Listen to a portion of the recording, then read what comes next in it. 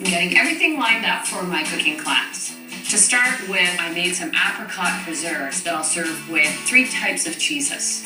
Then I got my pappardelle pasta ready, and that'll be tossed rustic style with Nicolette's garden vegetables. But I also want to show some techniques in grilling seafood. So I'm making a chilled grilled seafood salad. I've got shrimp, sea scallops, and calamari. Beautiful fresh seafood. You know, it's nice you can buy shrimp especially any level of process. You can buy it like this. I have it fully shelled, cleaned, ready to go on the grill. Look at these sea scallops. They are fabulous. I find they grill far easier than bay scallops, which are the tiny small ones. And then the last thing is I have whole calamari here. This is fully cleaned. And the nice thing is you can usually ask at the fish counter for them to do it for you. I can cook all of the seafood together at the same time on the grill because they will take about the same amount of time to cook. Heading to the backyard with a clean platter, some tongs, and it's time to grill. I'm going to grill the seafood, but I want to grill the vegetables for the pasta dish first. I find vegetables will take as much oil as you give them, so just a little brushing or a tiny little drizzle. I've got the grill set on its highest heat, and I'll set the beans on first. They won't take long since they're already blanched. Typically, when I grill vegetables, I do them on high heat and do them quickly. The grilling's about keeping it simple, and that's what I'm doing with these flavors, because the vegetables are so fresh, it makes perfect sense. Nice. I can smell the onions. Oh, better keep an eye on my green beans here. I don't want to overdo it on the green beans, so they're coming off first. I go for the doneness on zucchini more by color, even though it's still got a little firmness to it. Because of the heat and the steam within it, it'll continue cooking and soften up beautifully to use in the pasta.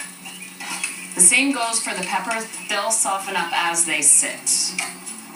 And there we go. Wow. I'll let that cool, and then I want to pat particularly the scallops dry. That helps prevent it from sticking.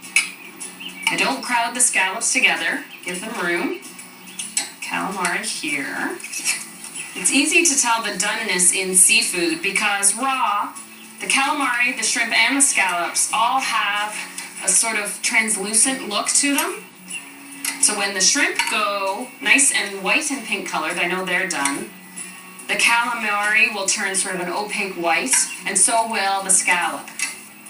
You don't typically see the grill marks on shrimp, they're so small, but on the scallops and the calamari, it's nice to rotate them, like when you cook steak or chicken, 90 degrees. But you don't want to keep touching them. Just one turn, then let them be before you flip them over. This dish is all about bringing out the sweetness in the seafood, and that's definitely happening by charring the outside so that the inside is succulent and juicy and naturally sweet. So I'm looking for that opaque white and pink color in the shrimp. I'm just about there. The clean tongs to pull off the cooked fish. Oh yeah, the shrimp is ready. And the scallops. I have to be patient now and let the seafood cool completely before I build the salad, but I might as well take the grilled vegetables inside and pack them up for the cooking class. The seafood's just cooling down, and I've got a little bit of chopped tomato and a little chopped green onion for the chilled salad, and some washed radicchio leaves. And the radicchio is for color, but it's also for that hint of bitterness that it lends, because that just heightens the sweetness of the seafood. Another strong flavor I'm adding is the fresh coriander. A little goes a long way, but it does work beautifully with grilled flavors. And to complement the strong coriander, a little fresh mint. And it seems to be a habit of mine to contrast flavors that ultimately end up complementing each other. Kind of like how Michael and I complement each other by contrasting. I'm shy and demure, and he's outgoing and funny. And then the seafood has cooled right down. So I have the whole scallops, the shrimp, which have curled up beautifully. But I do want to cut up the calamari into pieces more the size of the shrimp and the scallop. I can tell the calamari is perfectly cooked because the knife just glides right through it. I'll add the lime juice, a splash of olive oil, little sea salt, pepper. Oh, that looks so pretty. I have to make sure it tastes good.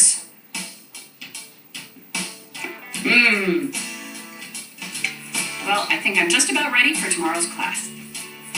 The compliment I'll take is if the students take these recipes home and actually make them themselves. Then I know I've done my job.